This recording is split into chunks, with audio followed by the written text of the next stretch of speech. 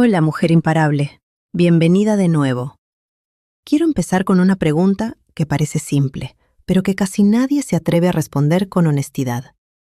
¿Cuántas veces en tu vida le has preguntado a otra persona qué hacer antes de preguntártelo a ti misma? ¿Cuántas veces buscaste consejo, opinión, validación, una señal externa que te dijera, vas por buen camino o esto está bien, antes de mirar hacia adentro y simplemente saber? Si lo piensas bien, la mayoría de nosotras vivimos así, preguntando afuera, buscando afuera, esperando que alguien más nos confirme lo que ya sentíamos, pero no nos atrevíamos a creer.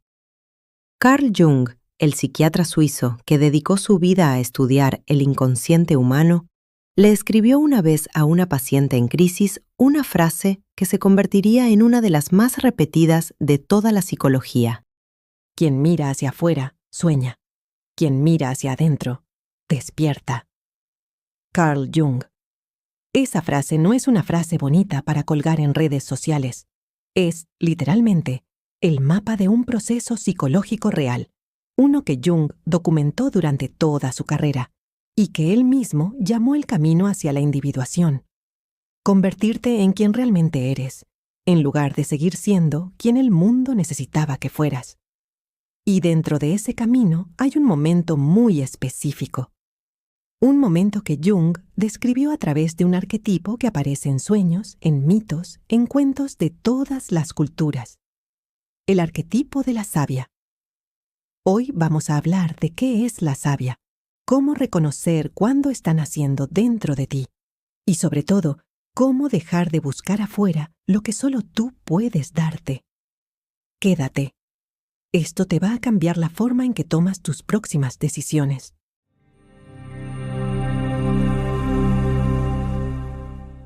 Parte 1. ¿Qué es el arquetipo de la savia? Para entender a la savia, primero tenemos que entender cómo pensaba Jung. Jung creía que todas las personas cargamos, en lo más profundo del inconsciente, una serie de patrones universales, imágenes y figuras que se repiten en todas las culturas, en todas las épocas, en todos los mitos del mundo. A esos patrones los llamó arquetipos, y decía que no los inventamos nosotras, los heredamos. Son parte de lo que él llamó el inconsciente colectivo, una capa de la psique que compartimos con toda la humanidad. Uno de esos arquetipos es el que él describió como la mujer sabia, o en algunas traducciones, la anciana sabia. En los mitos aparece como la curandera, la consejera, la que sabe sin que nadie le haya enseñado, la que ha vivido tanto que ya no necesita preguntar qué hacer, porque lo sabe desde adentro. Jung notó algo fascinante. Esta figura aparece en los sueños de las personas casi siempre en un momento muy concreto. No aparece al principio de la vida, ni en los momentos de comodidad. Aparece cuando alguien está perdida, cuando algo se ha roto, cuando ya no sirven las respuestas viejas y se necesita una guía que venga de un lugar más profundo que la razón cotidiana. Jung escribió algo que describe esto con precisión. El viejo sabio aparece siempre que el héroe se encuentra en una situación desesperada de la que solo una reflexión profunda o una idea afortunada puede sacarlo. Carl Jung, los arquetipos y lo inconsciente colectivo. Fíjate en el detalle. Jung dice una reflexión profunda. No dice un consejo externo. No dice alguien que te rescate. Dice reflexión, algo que ocurre adentro. Y aquí está la clave de todo el episodio de hoy. La savia no es una persona afuera de ti que viene a salvarte. La savia es una parte de ti misma, una capacidad interior que se activa cuando dejas de buscar respuestas en otros lugares y empiezas a confiar en lo que ya sabes, aunque todavía no lo hayas puesto en palabras. Piénsalo así. Durante años, posiblemente, has buscado la savia afuera. La has buscado en tu mamá, esperando que ella te diga qué hacer. La has buscado en tu pareja, esperando que él tenga las respuestas que a ti te faltan. La has buscado en una amiga, en un libro, en una publicación de redes sociales que parecía hablarte directamente a ti. La has buscado en una iglesia, en un horóscopo, en una opinión ajena que te dé permiso de hacer lo que ya querías hacer. Y no hay nada de malo en buscar guía. El problema no es buscar consejo. El problema es cuando dejamos de confiar en nuestra propia voz interior porque nunca aprendimos a distinguirla, a respetarla, a dejarla hablar. Hay algo más que Jung notó y que vale la pena detenernos a mirar. Este arquetipo casi nunca aparece completo desde el principio. No es que un día despiertas y de repente tienes una sabiduría total, serena, perfecta. Jung describía la individuación como un proceso, no como un evento. Algo que se construye en capas, con retrocesos, con momentos de mucha claridad seguidos de semanas de confusión total. La savia no llega de golpe, se va revelando poco a poco, casi siempre en los momentos donde menos la esperas. En una conversación incómoda que no quisiste tener, en una decisión que tuviste que tomar sola porque no había nadie más a quien preguntarle, en un silencio que al principio se sintió como vacío y que con el tiempo empezó a sentirse como compañía. Por eso, si en este momento de tu vida sientes que todavía no reconoces esa voz con claridad, no significa que no exista.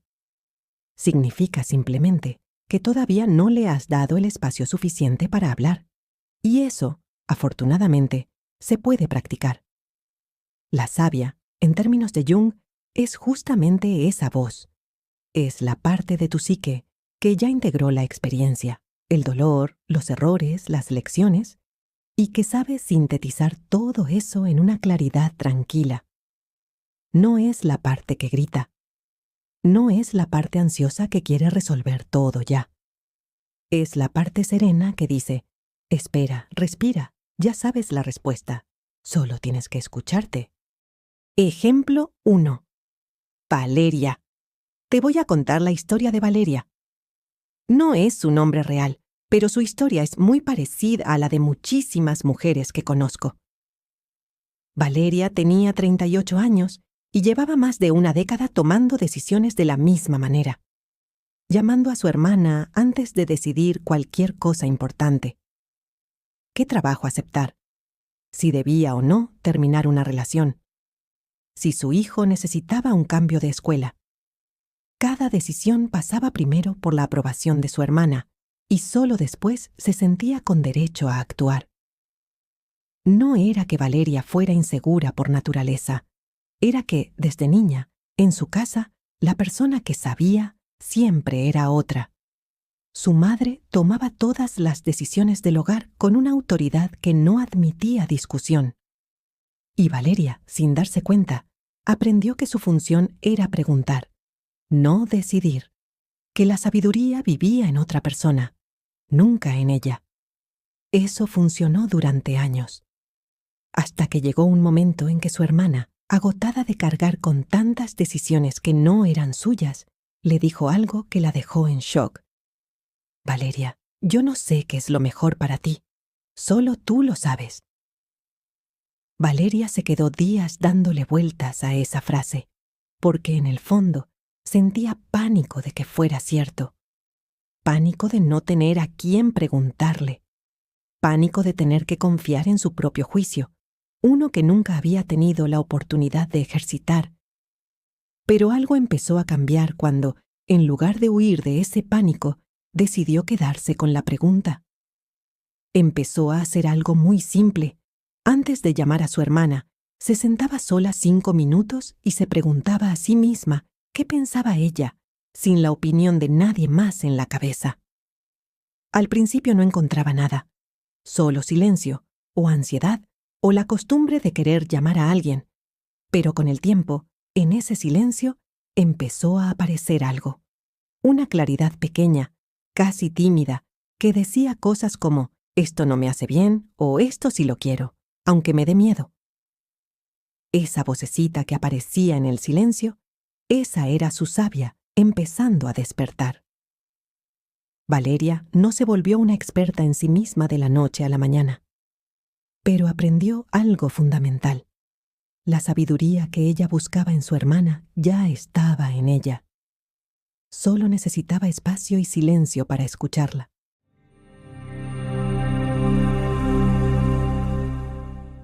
Parte 2. ¿Por qué buscamos afuera? Ahora bien, ¿por qué tantas mujeres aprendemos a buscar afuera en lugar de adentro? Jung tenía una explicación que tiene que ver con cómo se forma nuestra psique desde la infancia. Según él, cuando somos pequeñas, dependemos completamente de las figuras de autoridad para sobrevivir. Nuestros padres, nuestros cuidadores, nuestras maestras. Y en ese proceso, muchas niñas aprenden una lección invisible, pero poderosa. La verdad y la seguridad vienen de afuera, no de adentro. Si crecimos en hogares donde nuestra intuición no fue validada, donde nos decían no llores, no es para tanto, o no es así como te sientes, en realidad lo que pasó fue, aprendimos a desconfiar de nuestra propia percepción. Aprendimos que lo que sentíamos podía estar equivocado y que la persona adulta, la autoridad, siempre tenía la versión correcta. Esto se llama, en términos psicológicos, una desconexión con la propia autoridad interior. Y es exactamente lo opuesto a lo que representa el arquetipo de la sabia. Jung también hablaba de algo que él llamaba la sombra. Todo aquello que negamos de nosotras mismas porque no lo consideramos aceptable. Y aquí hay una conexión importante. Para muchas mujeres, la capacidad de saber, de decidir, de confiar en su propio juicio, quedó relegada a la sombra. No porque no exista, sino porque desde niñas se les enseñó, directa o indirectamente, que esa capacidad no les correspondía. Que saber era cosa de otros, del papá, del esposo, del jefe, del sacerdote, del experto. Por eso, cuando una mujer empieza a confiar más en su propio juicio, muchas veces siente algo extraño, casi como un permiso que no se ha dado del todo. Como si estuviera invadiendo un territorio que no le pertenece. Eso no es debilidad, es simplemente la sombra saliendo a la luz, después de haber estado escondida durante años. Jung escribió sobre este proceso de integración con una claridad que vale la pena repetir. No se llega a la iluminación imaginando figuras de luz, sino haciendo consciente la oscuridad. Carl Jung, traducido a la vida real de una mujer que busca su sabia interior. No se trata de fingir que ya tienes todas las respuestas, sino de tener el valor de mirar de frente las partes de ti que aprendiste a esconder, incluyendo tu propia capacidad de saber. Hay un patrón cultural que vale la pena nombrar aquí, porque a muchas mujeres les resulta profundamente familiar. Crecimos en hogares y comunidades donde la autoridad, el conocimiento y la última palabra casi siempre tenían rostro masculino o rostro de una generación mayor que no admitía réplica. Se nos enseñó, muchas veces sin palabras, que preguntar era de buenas hijas y que afirmar con seguridad lo que pensábamos podía interpretarse como soberbia, como falta de respeto, como creerse mucho. Esa enseñanza, repetida durante años, deja una huella profunda. Aprendemos a pedir permiso para algo tan básico como confiar en nuestro propio juicio.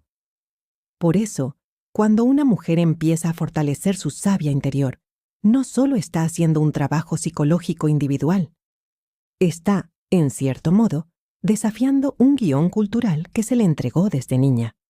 Y eso explica por qué este proceso puede sentirse incómodo, incluso culposo, al principio. No es que estés haciendo algo malo. Es que estás haciendo algo que no formaba parte del manual que te dieron. Ejemplo 2. Carmen. Carmen tenía 43 años y trabajaba como contadora en una empresa mediana. Era, según todos los que la conocían, una mujer extremadamente capaz, organizada, analítica, con un ojo clínico para los números y los detalles. Pero había un área de su vida donde Carmen se sentía completamente perdida. las decisiones sobre su propia vida personal. Cada vez que algo le dolía en una relación, cada vez que sentía que algo no estaba bien, su primer impulso era preguntarle a su terapeuta, a su mejor amiga, a su madre, qué debía sentir, no qué debía hacer, qué debía sentir. ¿Tú crees que está mal que me moleste esto? ¿Es normal que sienta esto? ¿Estoy exagerando? Carmen había construido una vida entera confiando ciegamente en su capacidad profesional, pero dudando sistemáticamente de su capacidad emocional. Como si esas dos partes de ella vivieran en universos separados. Una sabia, competente, segura.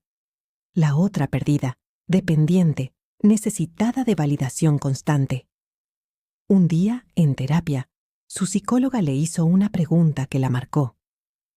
Carmen, cuando revisas un balance financiero y algo no cierra, ¿le preguntas a alguien más si tú crees que el número está mal o confías en tu propio criterio porque sabes lo que estás viendo? Carmen respondió, casi sin pensar. Confío en mí, lo veo y lo sé. ¿Y por qué con tus emociones no haces lo mismo? ¿Por qué no confías en lo que ves y sientes, igual que confías en lo que ves en un número? Esa pregunta abrió algo en Carmen que tardó meses en sanar.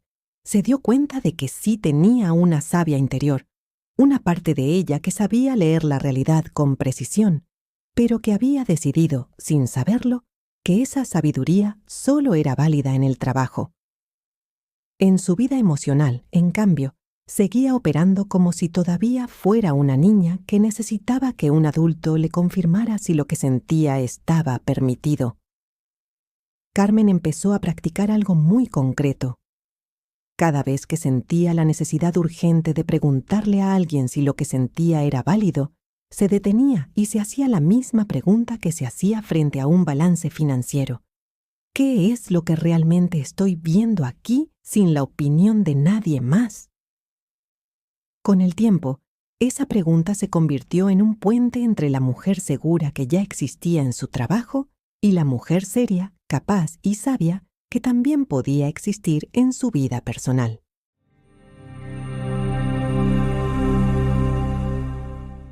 Parte 3. ¿Cómo reconocer a tu sabia interior? Ahora bien, ¿cómo se reconoce la voz de la sabia en medio de tantas otras voces que viven en nuestra cabeza? Porque seamos honestas, en la mente de una mujer ocupada, agotada, multitareas, hay muchas voces compitiendo por atención.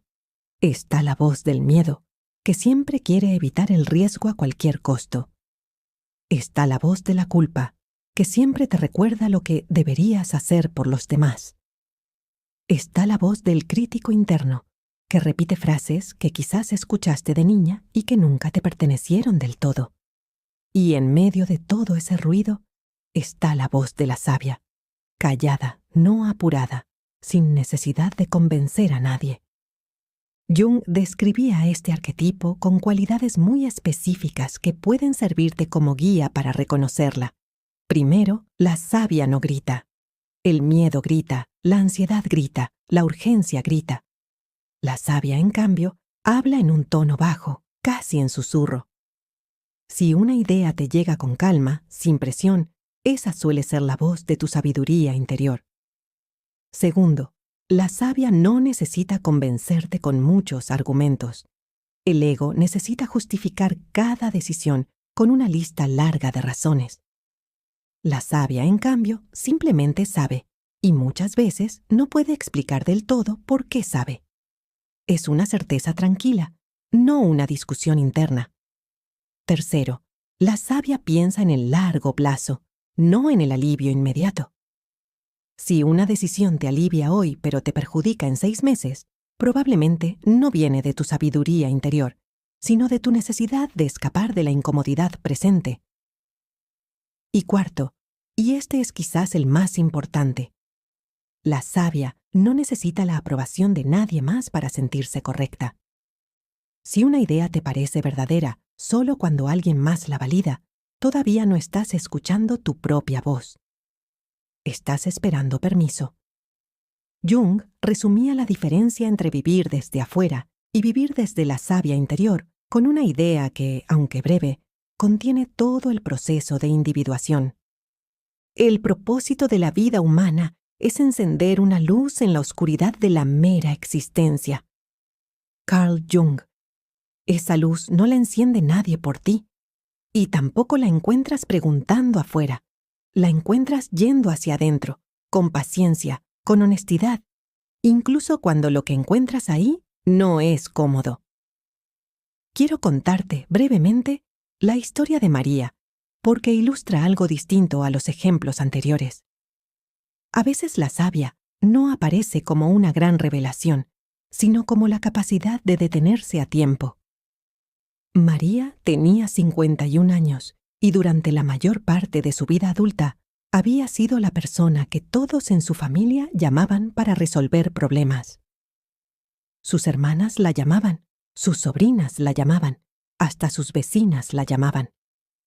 María se había convertido, sin proponérselo, en la consejera de todos los demás, mientras que para sus propios conflictos internos no encontraba a quién recurrir, porque sentía que ella debía ser la fuerte. Un día, agotada después de resolver el problema de otra persona por enésima vez en la semana, María se preguntó algo que nunca se había permitido preguntar. ¿Y quién me escucha a mí? Esa pregunta, simple y dolorosa, fue el principio de su propio despertar. Empezó a notar que durante años había sido la savia para todos los demás, pero nunca había dirigido esa misma sabiduría hacia su propia vida. Aprendió, poco a poco, a hacerse a sí misma las preguntas profundas que tan bien sabía hacerle a otras personas y a darse a sí misma la paciencia y la compasión que siempre regalaba sin condiciones a quienes la rodeaban. La historia de María nos recuerda algo importante. Tener sabiduría no es lo mismo que aplicártela a ti misma. Puedes ser increíblemente perceptiva con la vida de los demás y, al mismo tiempo, estar completamente desconectada de tu propia voz interior. Reconocer esto no es un fracaso. Es, muchas veces, el primer paso real hacia la individuación. Ejemplo 3. Sofía. Quiero cerrar los ejemplos con la historia de Sofía, porque resume muy bien todo lo que hemos hablado hasta ahora. Sofía tenía 29 años y, durante toda su vida adulta, había tomado decisiones importantes basándose en lo que ella llamaba señales. Un comentario de una amiga, un mensaje que parecía coincidencia, una frase que escuchó en algún video, un consejo de su tía. Vivía esperando que el mundo le dijera qué hacer, porque sentía que ella sola no era suficiente para decidir bien. Esto la llevó a tomar decisiones contradictorias todo el tiempo, porque cada señal externa apuntaba en una dirección distinta. Un día sentía que debía dejar su trabajo porque una amiga le dijo que la vida es corta. Al día siguiente, sentía que debía quedarse porque escuchó una frase sobre la importancia de la estabilidad. Vivía atrapada en un péndulo de opiniones ajenas, sin un centro propio. El punto de quiebre llegó cuando, después de una decisión importante que tomó siguiendo el consejo de alguien más y que terminó saliendo mal, se sentó a llorar y se hizo una pregunta que nunca se había hecho con honestidad. ¿Y yo qué quería hacer antes de preguntarle a nadie? Esa pregunta la dejó en silencio durante un rato largo, porque se dio cuenta de que, en realidad, sí lo había sabido desde el principio. Había sentido, desde el primer momento, una intuición clara sobre lo que era correcto para ella. Pero no confió en esa intuición. Buscó afuera una confirmación, y cuando la confirmación externa contradijo su propia voz interior, eligió creerle a la voz externa. A partir de ese momento, Sofía empezó a hacer un ejercicio sencillo pero poderoso. Antes de pedir opinión sobre cualquier decisión, se comprometía a escribir primero lo que ella sentía y pensaba, sin consultar a nadie. Solo después, si quería, buscaba una segunda opinión. Pero ya tenía su propia voz registrada, en papel como punto de referencia. Con el tiempo, Sofía notó algo curioso. Cada vez necesitaba menos esa segunda opinión, no porque dejara de valorar a las personas que la rodeaban, sino porque había empezado a confiar en la voz que siempre estuvo ahí, esperando ser escuchada.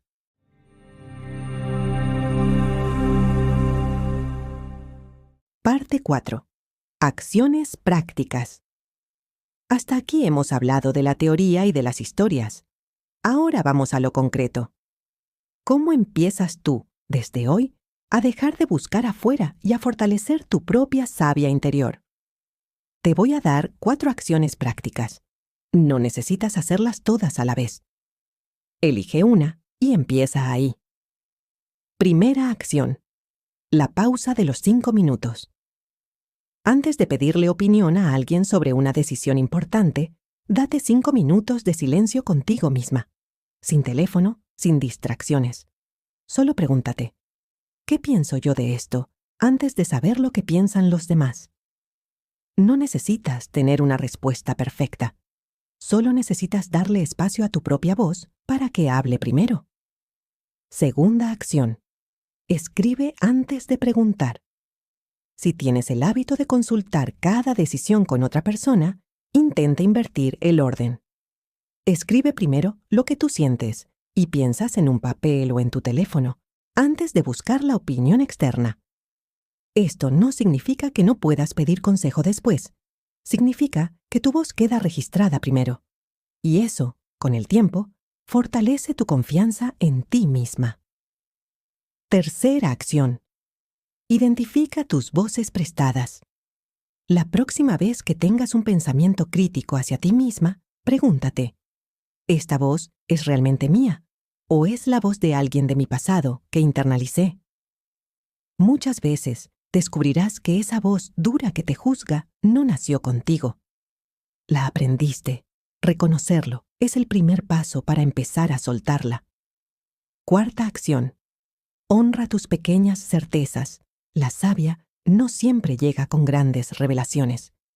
A veces llega como una pequeña certeza tranquila sobre algo simple.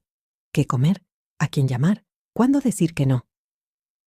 Empieza a honrar esas pequeñas certezas, en lugar de descartarlas como no es para tanto. Cada vez que actúas desde una pequeña certeza interior, le enseñas a tu mente que tu voz merece ser escuchada. Estas 4 acciones no van a transformarte de la noche a la mañana, pero cada vez que las practiques, estarás haciendo exactamente lo que Jung describía como el corazón del proceso de individuación. Dejar de mirar hacia afuera y empezar a mirar hacia adentro.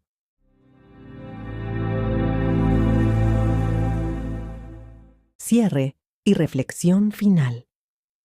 Quiero terminar con algo importante. Reconocer tu savia interior no significa que dejarás de necesitar a las personas que amas. No significa que te vuelvas una isla, ni que dejes de pedir ayuda cuando la necesites. Significa simplemente que dejarás de regalarle a otros el poder de decidir lo que es verdad para ti. Hay una diferencia enorme entre pedir compañía y pedir permiso. Pedir compañía es sano. Es decirle a alguien, acompáñame mientras decido, sabiendo que la decisión final te pertenece a ti. Pedir permiso, en cambio, es entregarle a otra persona la autoridad sobre tu propia vida, como si tu palabra no fuera suficiente hasta que alguien más la confirme. La savia que vive en ti no necesita que nadie firme su sabiduría para que sea válida. Jung pasó su vida entera estudiando este proceso y al final de su carrera, después de décadas de trabajo clínico, escribió una de las frases que mejor resume todo lo que hemos hablado hoy. El que mira hacia afuera, sueña. El que mira hacia adentro, despierta. Carl Jung. Tu savia interior no está en una red social, no está en la opinión de tu mamá, no está en lo que diga tu pareja, no está en un horóscopo ni en el consejo de la última persona con la que hablaste. Está, y siempre ha estado, adentro de ti, esperando que dejes de buscar afuera el tiempo suficiente para escucharla. María, Valeria, Carmen, Sofía. Cada una de ellas tuvo que pasar por su propio proceso para llegar a esa voz. Ninguna llegó de un día para otro, y ninguna llegó sin dudar, sin retroceder, sin volver a las viejas costumbres más de una vez antes de afianzar la nueva. Eso es completamente normal. La savia no exige perfección, exige práctica, paciencia y la disposición de volver a intentarlo cada vez que te olvides de escucharla. Tú también puedes llegar a la tuya, y probablemente, si lo piensas bien, una parte de ti ya sabe exactamente por dónde empezar.